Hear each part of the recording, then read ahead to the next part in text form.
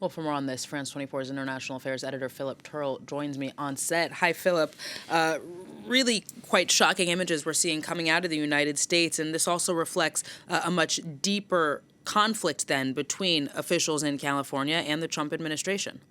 We've got basically two different sides further and further away from each other. The Trump administration wants to arrest as many illegal immigrants as it can and remove them from the country.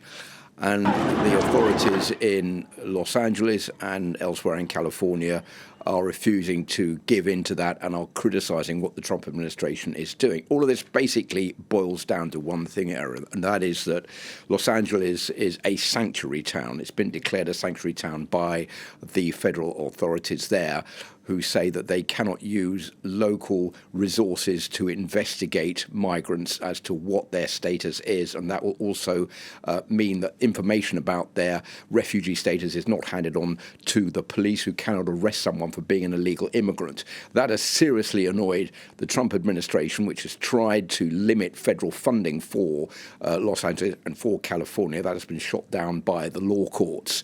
So what we're seeing here is Donald Trump and the authorities trying to flex their muscles by saying, okay, what we're going to do is we're going to send in the National Guard. We're going to arrest as many people as we can. And once again, that reflection by Donald Trump, that play on names, calling the governor of California not Gavin Newsom but Gavin Newscum, as Donald Trump called him during the recent fires that were in Southern California.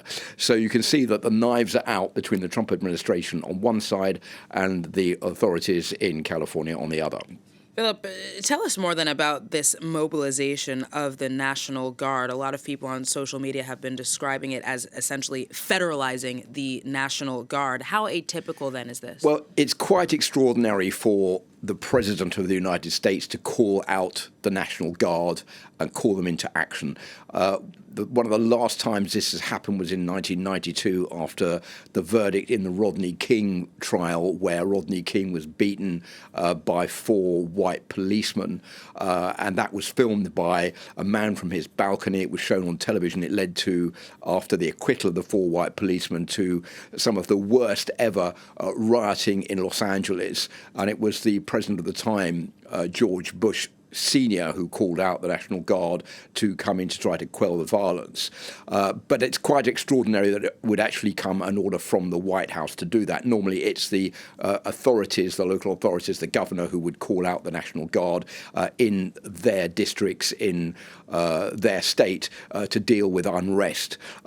It's used also, the National Guard, for example, in natural disasters like in the fires that we saw in California recently, and occasionally in civil unrest, but this is also quite rare. So the fact that Donald Trump is ordering a large number of National Guards to come to Southern California and to Los Angeles is seen basically as a provocation by the authorities there. As we were just hearing from some of the protesters, they say, well, look, we're protesting peacefully. We don't want the National Guard. We don't want the officials from ICE, the Immigration and Customs Enforcement or agency, to come here and fire rubber bullets at us when we are protesting peacefully. And that's something that the authorities in Southern California have been saying. They've been saying, if you want to come out and protest, please do it peacefully, don't cause trouble, because that is going to give the ICE officials and the National Guard a reason to be very heavy-handed on you. And for the moment, they don't have a reason to do that. One other point, I think, which is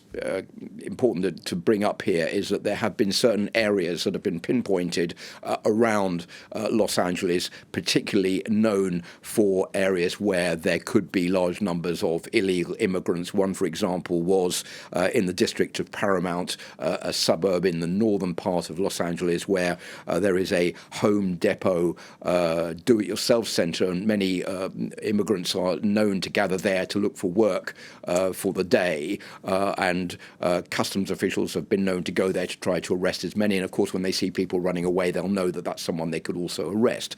So this has seriously annoyed the authorities, say that basically this is a question that we need to deal with ourselves. It is not up to Donald Trump and to the administration in Washington to send in the National Guard to deal with it for us.